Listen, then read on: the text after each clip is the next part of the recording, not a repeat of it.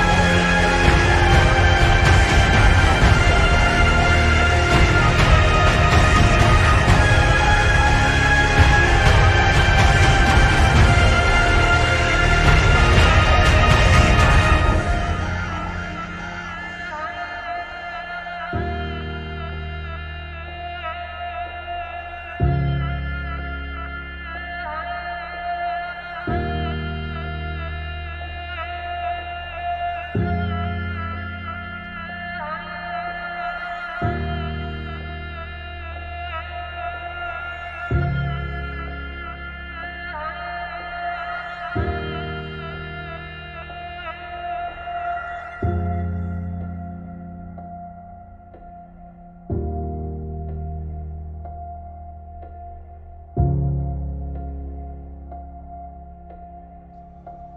found him.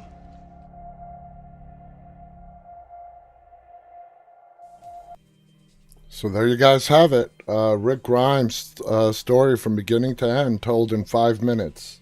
Amazing job by my daughter. I'm really proud of her.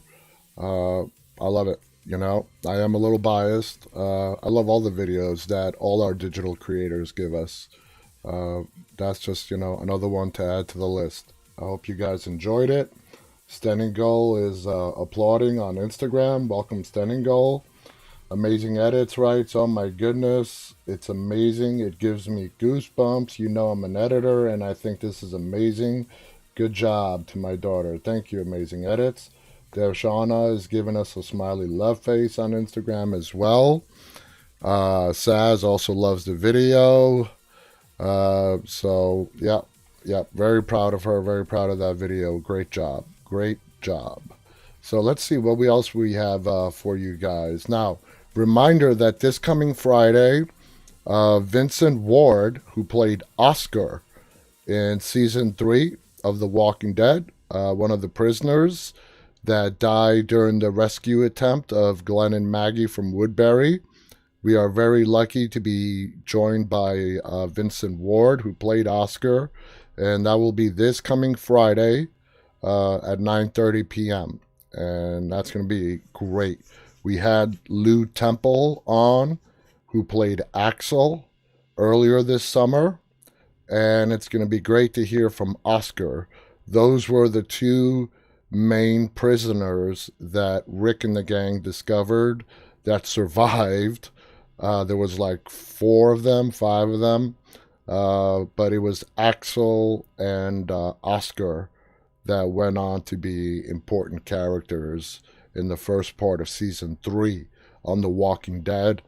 The Lou Temple interview when he was on earlier this summer was amazing, and the interview we're going to have this coming Friday with Oscar, played by Vincent Ward, is going to be absolutely phenomenal as well. So I definitely encourage you guys to tune in on Friday and watch that as well. So Khaleesi writes, Axel, Oscar, Tomas, Andrew, and Big Tiny. That's right. There was 5 of them. Good memory there, Khaleesi. Thank you for reminding me on the others' names. So let's see what we got as far as news goes. The Walking Dead showrunner debunks fan theory about masked men in season 10 finale. The Walking Dead's boss has shut down a fan theory doing the rounds centering on the mysterious masked man introduced in the season 10 finale. In last week's episode, A Certain Doom, which aired after months of delays, we see the return of Maggie to the fold. However, she is accompanied by a blade-wielding masked warrior who saves Father Gabriel, played by Seth Gilliam's life. Many fans have suggested that he could in fact be comics character Mercer, a former Marine turned chief officer of the Commonwealth Army. However, showrunner Angela Kang has dismissed this theory, telling Business Insider in no uncertain terms it is not Mercer. So we can scratch Mercer off the list on who's behind that mask. And like I said, guys, don't be surprised if we go a long, long time and maybe never find out who is behind that mask. Because it's just a soldier. And if it is just a soldier and they're knowing their identity bears no relevance to the storyline, I'm just giving you a heads up.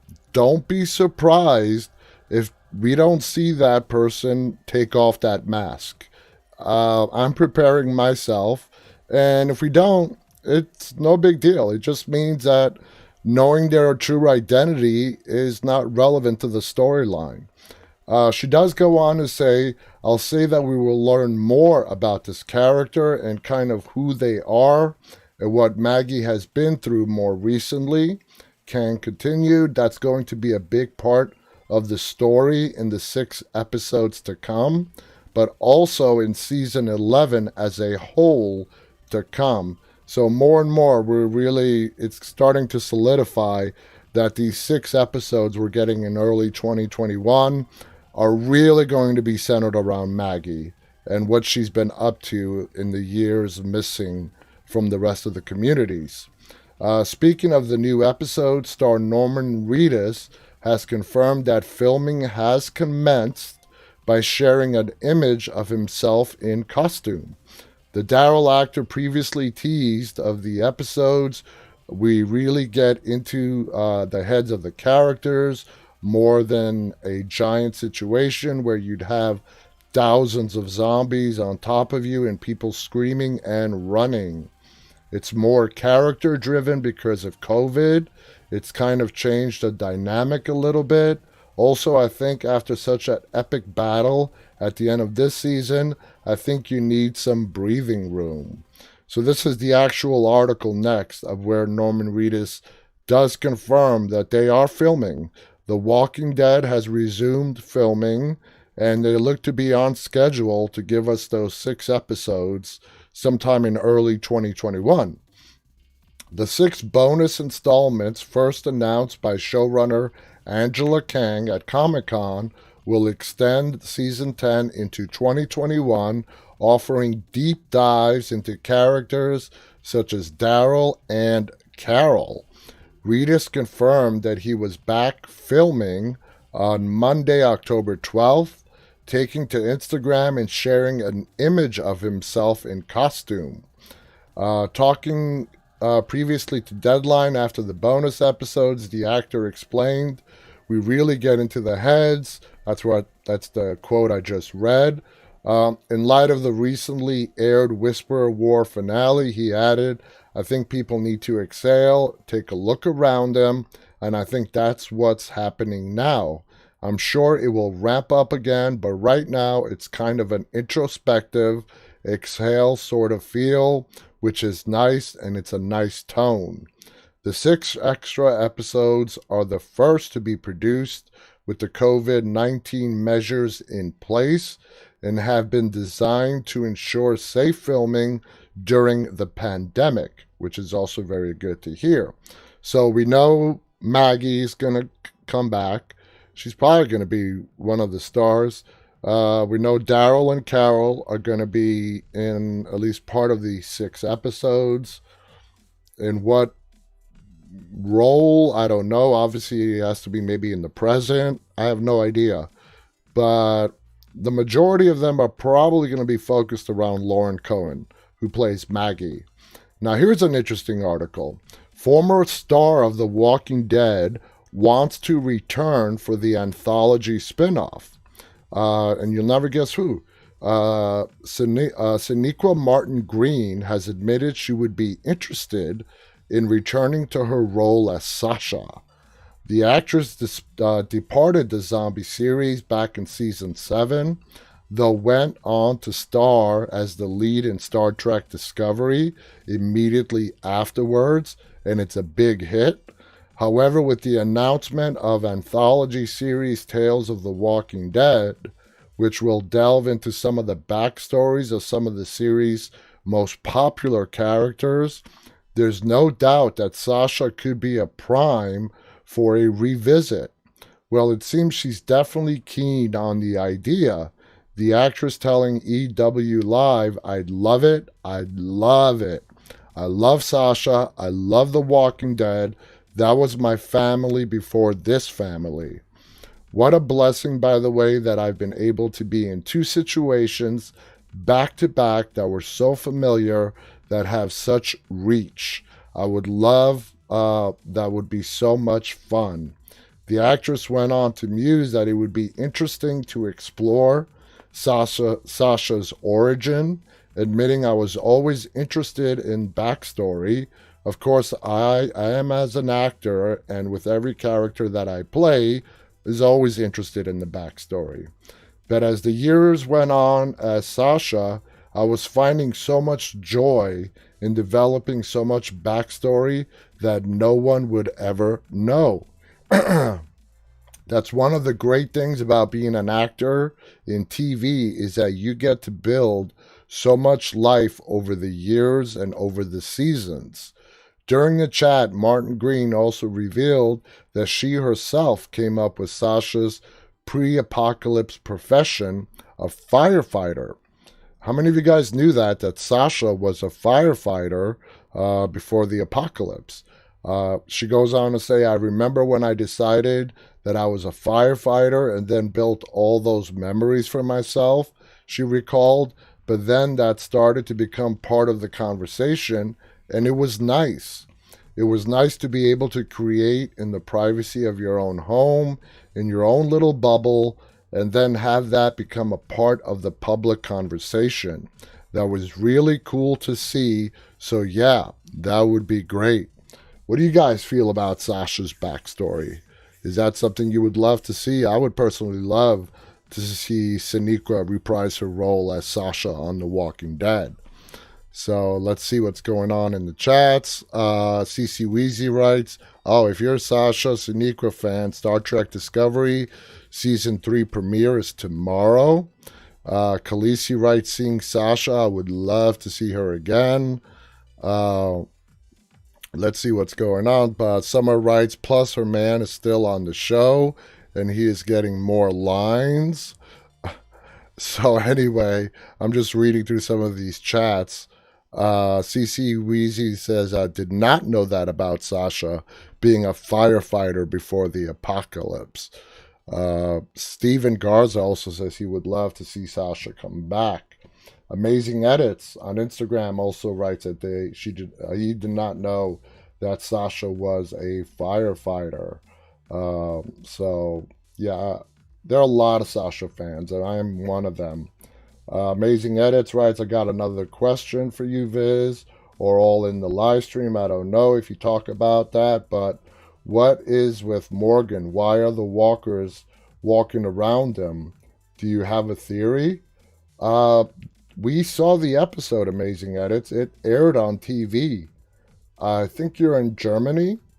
I don't know if it's aired there yet or not, but that's all been answered.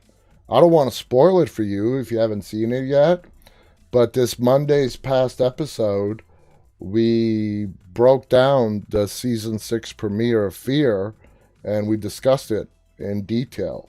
So I don't want to spoil it for you if you haven't watched it yet, although this next article that I'm about to read is probably going to spoil it for you a little bit. But yeah, that's we've got more than theories, we've got answers. Amazing Edits goes on to write, nope, haven't seen it, but I don't understand it. Well, you will once you watch it. You will. I can tell you though, he's not immune. I know that was some theories going around before the premiere aired. Morgan Jones is not immune to walker bites or anything of the sorts. So let's see what else is going on. The next article we have is about Fear. Lenny James says filming Fear Season 6 during the pandemic was a trip. Fear the Walking Dead has returned for a 6th season, but production on the zombie drama's latest run of episodes proved more challenging than usual. As with all major film and TV projects, filming was halted following the coronavirus outbreak. Speaking to RadioTimes.com, Morgan Jones, actor Lenny James, recalled how what was supposed to be a short break between episodes kept on expanding as the realities of COVID-19 began to sink in. It's been a trip, to be absolutely honest, James said.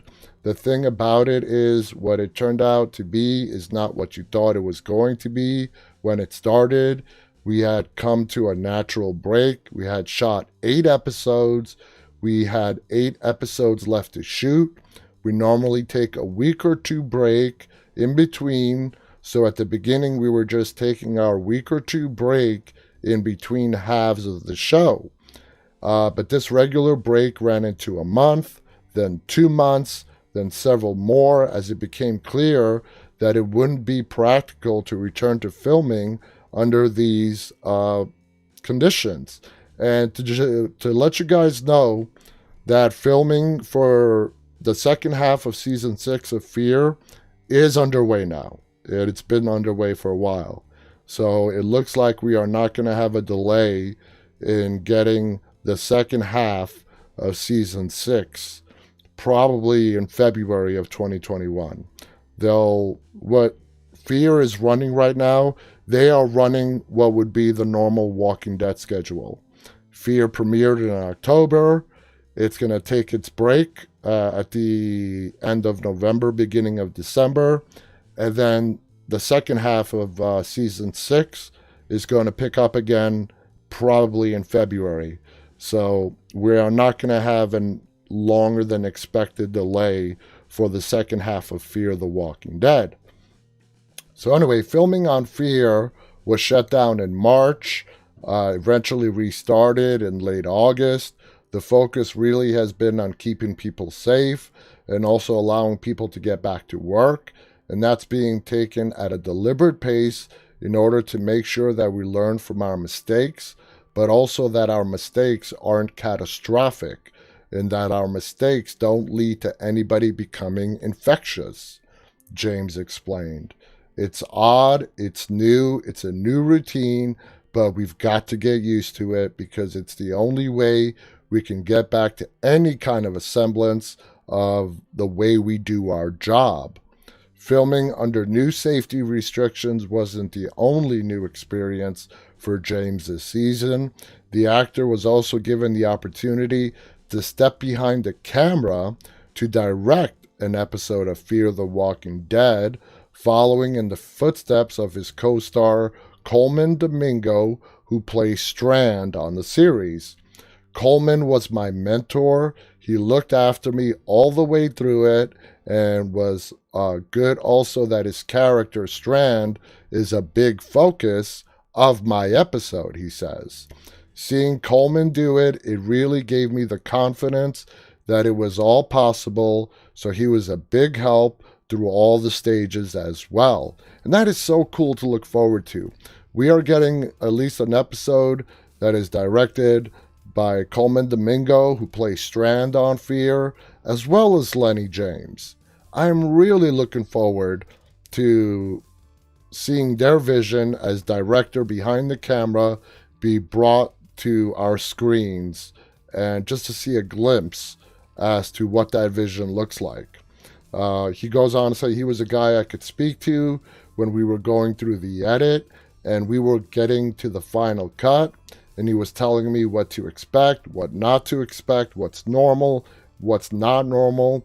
Coleman was there all the way through, and it sounds like those two have a really good friendship. Having taken the leap, James revealed that he's keen to direct another episode of Fear in the future, explaining that he's keen to put into practice some of what he learned while making his debut. I will direct again on Fear only because first time around, it was first time around. He said, I was aware of when I was being led, I was aware of when I was being supported, and I was aware of when I was in charge. As I have this opportunity here at Fear, I will take it again just so I can put into practice what I've learned from the first time around. When you're doing it, sometimes you don't know what you can do until after you've done it. So you need to put it into practice again. That's why I'll have another go here on Fear if they let me, which I'm sure they will. I can't wait to see his episode. It's going to be amazing. Amazing edits, right? That is very cool. Corey Adams is with us on Facebook. Bree is also with us on Facebook. So Bree says, waiting till it hits 12 because it'll be your birthday. Well, happy early birthday, Bree. And what, at midnight tonight, it is your birthday. So very happy birthday to Bree Nicole Gebert on Facebook. I hope you have a good one, Bree. Corey's asking, how am I doing? I'm doing pretty good. Hanging in there, man. Hanging in there. Love coming in here and talking to you guys every night. So this next story should make Summer very happy, who we all know is a big Michonne fan. The Walking Dead boss confirms Michonne's return with Rick Grimes is just getting started. You hear that, Summer, if you're watching? You know, I'm going to try not to say something that's going to piss you off and, you know, you call me and you chew my ear out, because I love Michonne. I'm all Michonne. I love Michonne. I love Michonne. I love Rick. Anyway, the article goes on to say AMC finally dropped the highly anticipated finale of The Walking Dead season 10th show.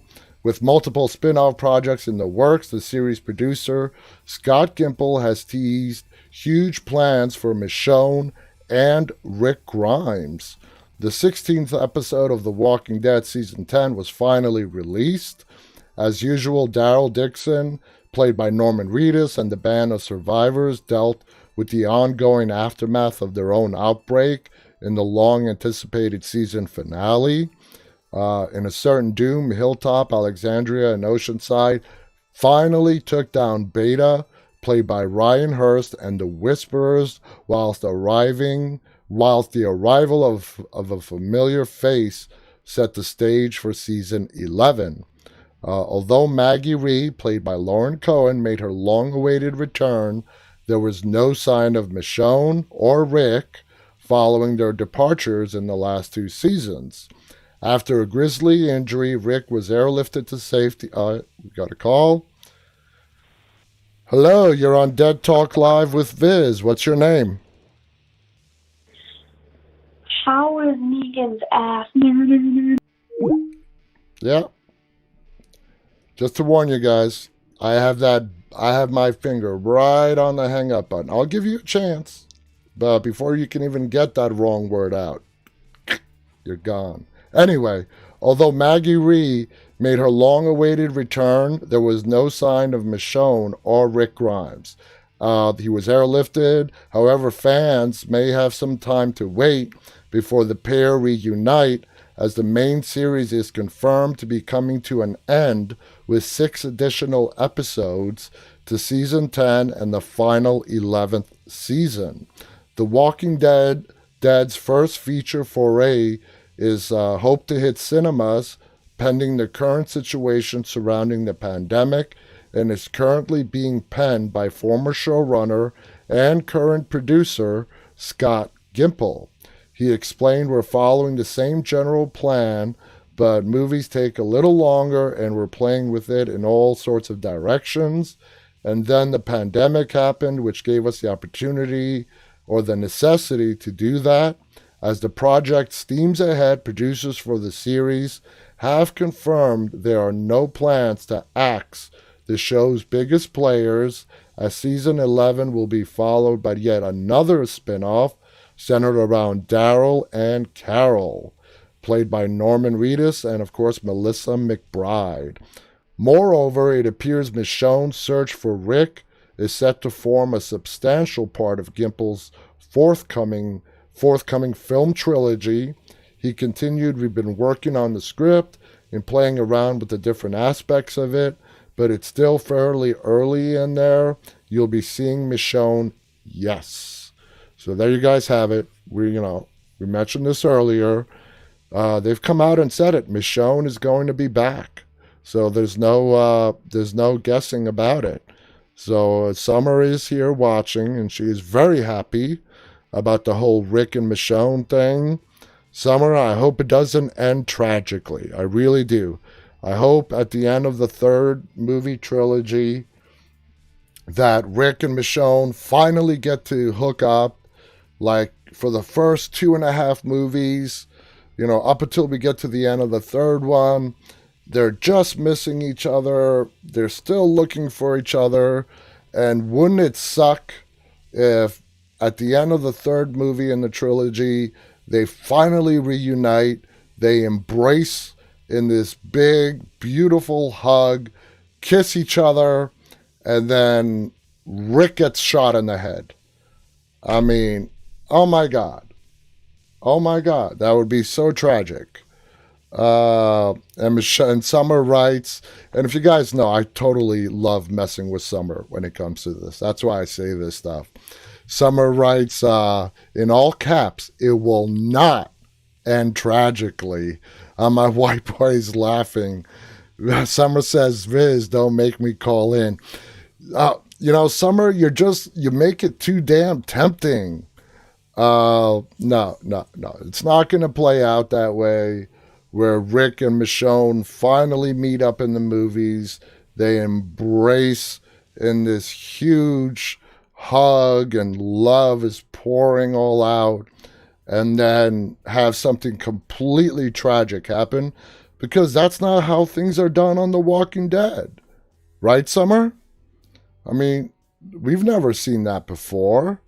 And we can definitely be assured that that will not be happening to Rashon. So, Gypsy Road is with us on YouTube. Welcome, Gypsy. Khaleesi writes, I'm about to fall out of my seat.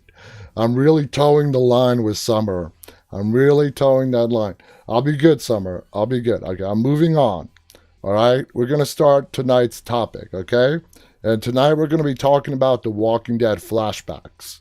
And we've had our share of flashbacks. Gypsy Road says they shouldn't have announced Daryl and Carol's their own spinoff.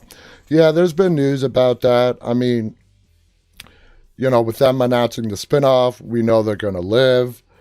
It's kind of 50-50. Some people saw it as a spoiler. Other people took it as a big relief, knowing that Daryl and Carol, they don't have to worry about any of those two dying anytime in the next 2 years.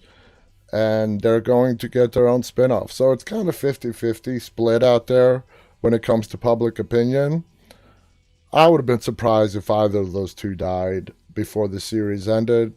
Especially Daryl and Carol, but more Daryl. If they decided to kill Carol, it would have been like very close to the end of the show, in the latter half of season 11. And it would be just a real, probably mind-blowing experience. But it's great. They both get to go on. Gypsy goes on to say the mystery of them about dying is out of the window, at least for now. At least for now. All right, we have another caller. Should I pick it up, guys? Should I pick this up? I like to give second chances. Hello, you're on Dead Talk Live with Viz. How are you doing? Hey, it's Corey. How you doing, Viz? Hey, Corey, man. How you doing? What's up?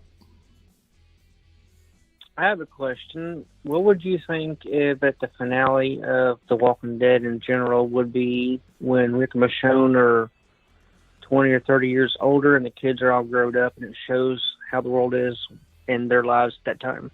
Like the comic books. Exactly. I think that would be great. In the comic books, Rick dies, by a Commonwealth member. I'd love to see the show end on a happy note. About the 20 to 30 year time jump, it's possible they can do that, but you got to remember we're getting all these spin-offs, and the big one that might interfere with that huge time jump that you're talking about is the Daryl and Carol one, because we assume that's going to take place right after the original last episode airs. So personally, I would love to see Rick and Michonne riding off into the sunset together, happily ever after. Whether that's going to happen or not, I really don't know. I'm more likely inclined to say that that kind of happy ending is not what we're going to get. Because it's the zombie apocalypse, man. And Like I tell everybody who watches The Walking Dead, there are no good, there are no good happy endings in The Walking Dead. They make it very realistic. The world has gone to hell. It's everyone basically just trying to survive. But taking it like to the comics, let's say Rick doesn't die, and we do see a time jump decades into the future with Rick and Michonne and Judith, as well. I would love to see that. Now, whether we're going to get that or not, I have no idea. What I've noticed is that they don't have nothing to do with Maggie's boy yet. Not a whole lot about him either. You mean Herschel? Yes, sir. Yeah. Well, we just got a few glimpses of Maggie in the finale. We're going to see a lot more of her in these 6 episodes that we're going to get in early 2021. And I'm pretty sure that's where we're going to meet baby Herschel as well. He's not a baby anymore. He should be somewhere around 6 or 7 years old by now. Maybe if we do get several of those episodes, starting from the time Maggie left, we will see a baby Herschel. And then within those 6 episodes, we might see a couple of time jumps. And then we might see Herschel at the age of 2 or 3. And then we might see Herschel again at the age of 5. And then finally, we're going to get to see the Herschel that we're going to get in season 11. But all indications point that, Herschel Jr. is going to be a significant part of season 11 of The Walking Dead. Sounds good. All right, man. Well, thank you so much for calling in, Corey. Well, thank you. All right. Take care, man. All right. So there you guys have it.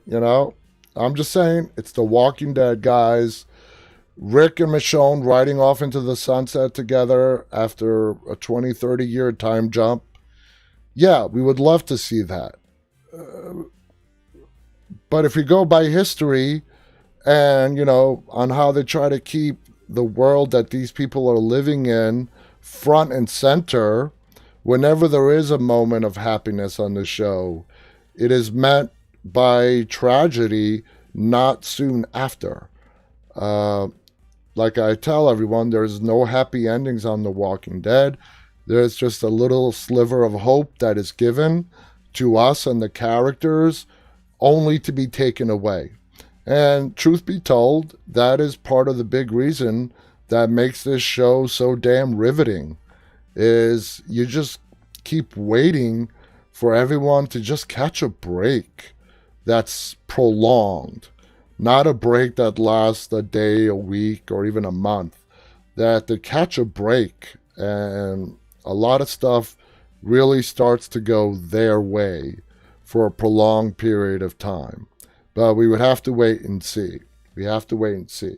So anyway, going back to The Walking Dead flashbacks, a lot of these to talk about. We're not going to get through all of them. We have about 15 minutes left.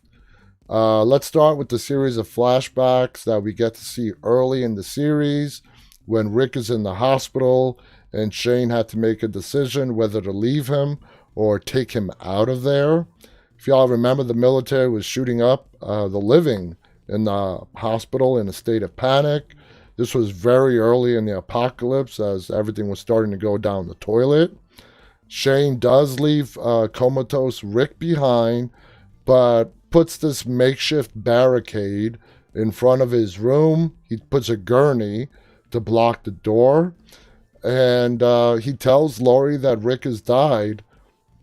Shane legitimately wanted to save Rick. No one's ever doubted that.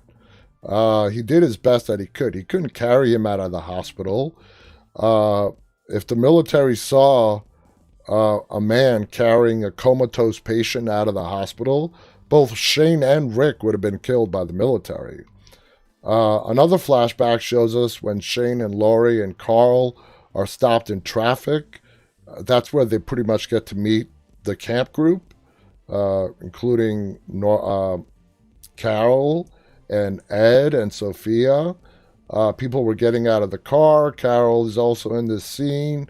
And they see Atlanta, which is where they're trying to get into, blown to bits by the military. And we have seen this on every show of the Walking Dead universe. It has happened in The Walking Dead. We've seen Los Angeles blown up in Fear the Walking Dead. And we also saw something very similar in The World Beyond now. So we get like a picture, at least what was going on in the United States, as to what the government's response was when they knew that things were just spiraling way out of control. And their response is to kill everyone. Blow it all up. Blow it all up, and I don't know what their plan was after that. So anyway, The Walking Dead Torn Apart webisodes is also worth mentioning because the 6-part web series shows us the origins of Hannah, or as the Walking Dead fans know her as Bicycle Girl from season 1 of the main show. I do have the majority of those webisodes posted if you guys want to go and check them out. Rick puts her down, and he does say, "I'm sorry this happened to you." Then we have Laurie and Shane flashback in season 2, episode 2, where in the first opening minutes of the episode, it starts with a flashback of Laurie waiting for Carl outside of his school. Shane arrives at the school and breaks the news that Rick got shot in the line of duty.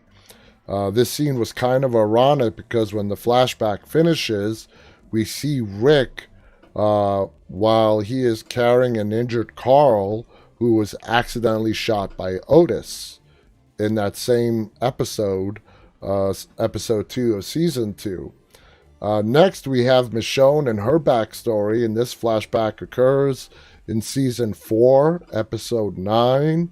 We understand that she was in the company of her boyfriend Mike and his best friend Terry in the early stages of the apocalypse. They were having a discussion whether they should stay at the camp or not. They were also talking how good Michonne had become with her katana and how much of a valuable skill that was in those days. The scene then shifts and we see Mike and Terry armless, in a reference of what they have become to Michonne now. 2 armless walkers that protected her and basically camouflaged her against the dead. And they've also come to be known affectionately as Michonne's walker pets. Her walker pets. We later know that Terry and Mike's actions led to the death of Michonne's son, Andre. They were too high on drugs to protect him. Enraged, she let Mike and Terry turn when they were bitten, and she turned them into her pets. In season 4, we also get to see how Bob Stokey joins the group. Remember, this is after the people of Woodbury were brought to the prison, and then we had Bob around the same time, but no one really knows how he came to be in the prison. In a flashback scene, Bob is seen wandering the streets and the woods all on his own, looking like he was exhausted and very close to giving up. Eventually, Daryl and Glenn come across him when they are out on a supply run. Satisfied with the answers he gave to the famous 3 questions that they have, they decide to take him into the prison. There were a few flashbacks in late season 3 or in season 4 where we see Rick trying to help Carl retain his innocence by taking the gun away and teaching him to farm and spending time with the kids from Woodbury. We also see some Herschel and Rick moments as well. Now, moving on, we have the flashback where we learn how Abraham met Eugene in season 5, and we have discussed this a lot. Eugene basically saved Abraham's life. Abraham had given up. He had nothing to live for anymore. And Eugene, was running away from some walkers, yelling for help, help, help. Abraham gets up. He was about to blow his head off, takes care of the walkers for Eugene, turns around, is about to let him be, leave him alone.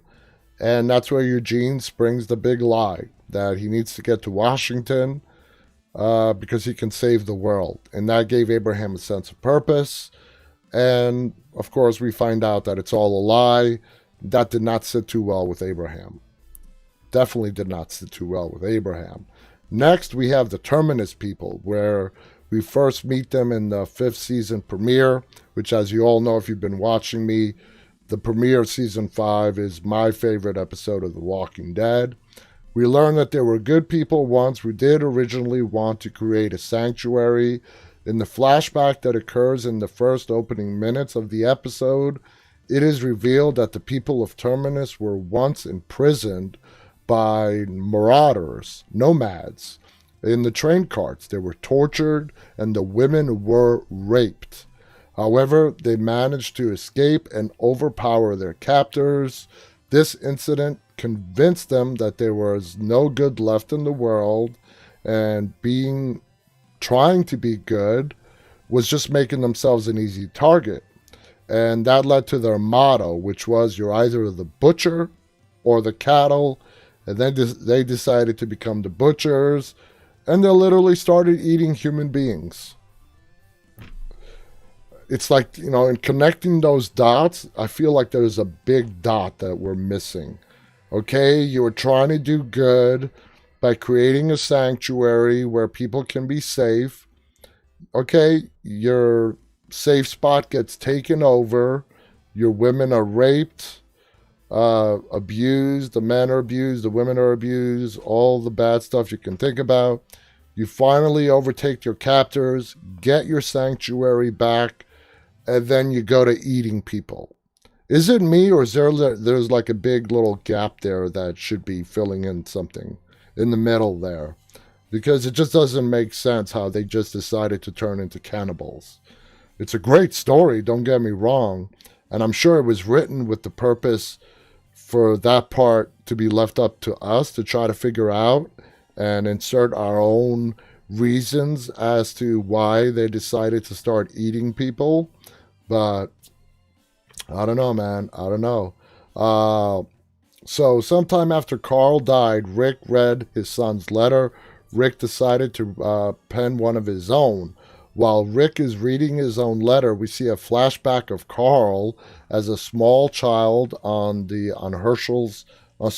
Ross farm, wearing his father's hat and holding his hand. This was an innocent and sweet flashback with nothing sinister or dark about it, and it didn't serve a purpose to the storyline. It was just a very touching glimpse of a life they once had as a family that is now gone. Another touching scene is the flashback shown through Sasha when she is placed in the coffin to be transported to Alexandria by the Saviors. While she's in that coffin and she's listening to the music, just before she takes the poison pill, the ricin that Eugene made, the flashback shows us the interactions between Sasha and Abraham and how close they had really become. Moving on to Michonne and Daryl in season 9, episode 14, which is the title of it is called Scars, which is in reference to the scars on the back of both Michonne and Daryl. Michonne reunites with her college friend Jocelyn. She was surviving with a bunch of kids. This occurs during the time jump and was used as a way to also explain why Michonne completely started not trusting anyone anymore after her best friend pre-apocalypse turned out to become this evil monster post-apocalypse. Anyway, we see in Michonne's house, the kids and Jocelyn are enjoying a bonfire with a younger version of Judith and the community kids. When they later discovered that both Jocelyn and the children are gone, Daryl joins Michonne in the search as she is lamenting about how stupid she was to trust an old friend. Daryl and Michonne get ambushed by the kids. They later wake up bloodied and tied to a pipe where they are painfully branded with an iron X on their lower backs. That was a twisted episode. A great episode, but it was twisted. They soon escape, but Michonne was left with no choice but to kill the kids who were going to kill her and her unborn child. And when she was killing them, she still has no idea where Judith is. This memory torments her, and it impacts her future decisions, such as cutting Alexandria off from the rest of the communities. Flashbacks are also later shown in season 10 to tell us how Beta and Alpha met, which is in the asylum, presumably where Beta might have been committed prior to the apocalypse, which I'm pretty sure he was. We also discover how Alpha tried to warp Lydia's memories of her father, who was not abusive, like Alpha made her believe. He loved Lydia and was killed because of Alpha. There were a few minor flashbacks that were used to show us how Sadiq is haunted by the memories of the Whisperer Kingdom Fair slaughter, and how he was kept there to watch. He was the one that was selected to be left alive, to bear witness to that slaughter, and to be left tied to a tree, and basically lead the people who found him to the severed heads on the pikes. And just goes to show you how twisted Alpha was in her way of thinking. And she really was ruthless at the core. Absolutely ruthless. Ismail is with us on Instagram. So you guys are having conversation. I'm not going to butt in. You guys are rehashing some of season 3, I see. Amazing Edits writes, this sounds like a classic The Walking Dead love story. Yep, classic is one word to put it. Nick the Kid is with us on Instagram and is waving. Summer, who is now on Facebook, writes, I want to beat Jocelyn's ass for hurting Michonne. Oh man, Jocelyn, whew, yeah, hurting Michonne is an understatement. She completely broke Michonne's trust, not only of strangers, but I think it broke the trust, and we know that it broke the trust that Michonne had of the people that she had been surviving with, like Maggie at Hilltop, the Kingdom, Ezekiel. It just completely made her shut down, and it's because of Jocelyn. And of course, her having lost Rick 7 months or so prior to that Jocelyn incident as well. Anyway, guys, we are out of time for tonight. Thank you so much for joining me. Go to our website at deadtalklive.com to see all of our upcoming guests. Stay tuned. We have a lot more guests in the works, and they could literally be announced at any moment. We're just waiting for final confirmation, and as soon as we get that, we will be announcing it on our social media, as well as right here on Dead Talk Live. Thank you to the team who's been moderating the chats tonight. Thank you all for watching. Please visit us on YouTube. Our channel's name is called Walking Dead Now. Please go ahead and subscribe if you're there right now. Please go ahead and hit the thumbs up button on this broadcast. I'll be back on the air again tomorrow night at 9:30 p.m. Eastern U.S. time. Until then, guys, remember to always stay walking. Good night.